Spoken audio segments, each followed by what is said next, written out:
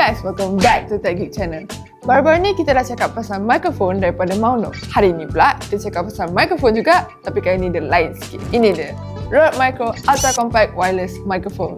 Mic ni didatangkan dengan charging case yang mana berat dia hanya 102 gram sahaja tau. Saiz dia pun memang kecil dan senang untuk korang bawa pergi jalan-jalan.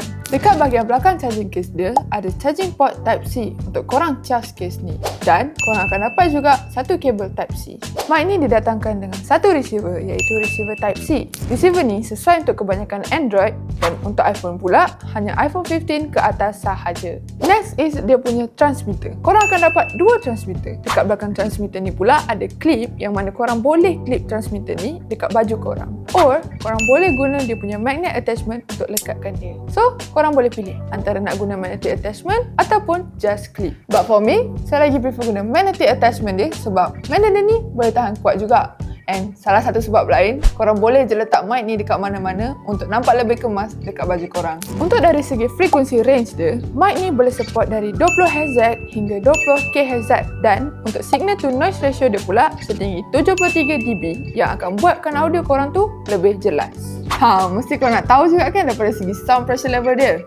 Sini. Dari segi sound pressure level dia pula maksimum setinggi 135dB. So hasil audio korang tu confirm akan smooth gila. Jangka high battery transmitter dia ni boleh tahan selama 7 jam.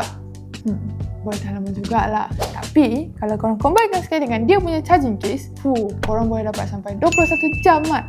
So tak payah lepas ni korang nak risau nak shoot short film ke, vlog ke, korang guna je mic ni. Selain tu, walaupun Rode mic ni tak ada features noise reduction, tapi dia ada intelligent gain assist technology yang mana kualiti audio korang tu still akan terdengar dengan jelas dan neutral walaupun ada background noise. Dan dia juga datang dengan dual full windshield. Kira function lah sebab benda ni boleh kurangkan background noise yang ada dekat sekeliling korang. Contohnya, macam bunyi nafas korang. Korang juga boleh download app Rode Central untuk korang adjust setting transmitter dan receiver dia. Dekat dalam app ni, korang boleh adjust receiver dia punya output gain sama ada nak low, medium ataupun high ikut kesesuaian korang.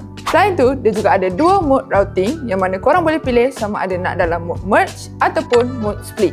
Boleh tahan padu juga mic ni. Kalau korang yang tengah cari mic yang master pocket, design minimalis dan sangat lightweight, memang saya recommend gila wireless mic dari Rode ni. So, korang jangan lupa like, comment and share video ni dekat kawan-kawan korang yang tengah mencari mic tu. Okay?